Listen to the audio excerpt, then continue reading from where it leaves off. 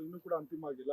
ನಾಳೆ ಇನ್ನು ಉಳಿದಿರೋದು 24 ಗಂಟೆ ಮಾತ್ರ. ಒಂದು ನಮ್ಗೆಲ್ಲ ಆಸೆ ಇರ್ತಕ್ಕಂಥದ್ದು ಇಂಥದ್ದು, ಅವರು ಎಷ್ಟೇ ವಯಸ್ಸಾದರೂ ಕೂಡ ಅವರ ಮನಸ್ಸಿಗೆ, ಅವರ ಒಂದು ಬುದ್ಧಿಶಕ್ತಿಗೆ ಯಾವತ್ತೂ ಕೂಡ ವಯಸ್ಸಿಲ್ಲ, ಚಿಕ್ಕ ವಯಸ್ಸೇ ಅವ್ರದ್ದು.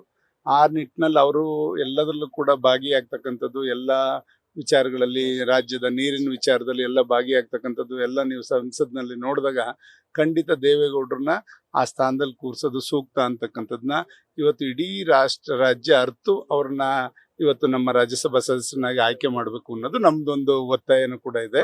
ಚರ್ಚೆ ಆಯ್ತು ಸರ್. ಖಂಡಿತ ಆಗಿದೆ. ಅದನ್ನ ನಾವು ಈಗ ನಮ್ಮ ಪಕ್ಷದಿಂದ ಒಂದ್ಸಲ ಮಾತು ಕೂಡ ಆಡಿದರೆ, ನಂತರ ಅವರ ಬಿಜೆಪಿ ಅವರು ಕೂಡ ಅದನ್ನ ಪರಿಗಣಿಸಿ ನಾಳೆ ಅನೌನ್ಸ್ ಮಾಡಬಹುದು ಅಂತ ನಮ್ಮ ನಿರೀಕ್ಷೆಯಲ್ಲಿ ಇದಾರೆ. ಸಾಕಷ್ಟು ಜನ ಇದ್ದಾರೆ. ಈಗ ದೇವೇಗೌಡರನ್ನ ಅವ್ರಿಗೆ ಯಾರಿಗೂ ಕೂಡ ಹೋಲಿಸ್ಲಿಕ್ಕೆ ಸಾಧ್ಯ ಇಲ್ಲ. ದೇವೇಗೌಡರ ವ್ಯಕ್ತಿತ್ವನೇ ಬೇರೆ, ಅವರ ಒಂದು ಚರಿಷ್ಮನೆ ಬೇರೆ ಇದೆ.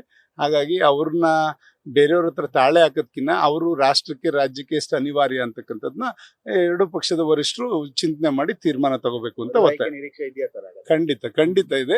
ಅವ್ರನ್ನ ಆಯ್ಕೆ ಮಾಡಬೇಕು ಅನ್ನೋ ಒತ್ತಾಯನೂ ಕೂಡ ನಮ್ದಿದೆ, ನಿರೀಕ್ಷೆನಲ್ಲೂ ಕೂಡ ನಾವಿದ್ದೇವೆ. ಇನ್ನೊಂದು ಚರ್ಚೆ ಇದೆ ಸರ್, ಅಂದ್ರೆ ಮಹಾರಾಷ್ಟ್ರದಿಂದ ನಾಮನಿರ್ದೇಶನ ಮಾಡ್ತೀವಿ ಅಂತ ಹೇಳಿ ದೇವೇಗೌಡರು ಹೇಳಿದ್ದಾರೆ. ಎಲ್ಲಿಂದನೂ ಮಾಡಿದ್ರೆ ಸೂಕ್ತ ಅಲ್ಲ. ನಮ್ಗೆ ಬೇಕಾಗಿರ್ತಕ್ಕಂಥದ್ದು ನಮ್ಮ ರಾಜ್ಯದಿಂದನೇ. ಯಾಕೆಂದ್ರೆ ಅವ್ರು ಯಾವತ್ತೂ ಕೂಡ ಇಂದ್ಲು ಬಾಗ್ಲಿಂದ ಬಂದಂತವ್ರಲ್ಲ. ಮತ್ತೆ ಅವರು ನಮ್ಮ ರಾಜ್ಯದಲ್ಲ ಪ್ರತಿಪಾದನೆ ಮೊದಲನೇದಾಗಿ ಇಟ್ಕೊಂಡು ಅವರು ಇಡೀ ರಾಷ್ಟ್ರವನ್ನ ಅವರು ಪ್ರತಿನಿಧಿಸ್ತಕ್ಕಂಥವ್ರು. ಹಾಗಾಗಿ ಖಂಡಿತ ಕರ್ನಾಟಕದಿಂದನೇ ಅವ್ರ ಆಯ್ಕೆ ಆಗ್ಬೇಕು ಅನ್ನೋದು ನಮ್ಮ ಒತ್ತಾಯ.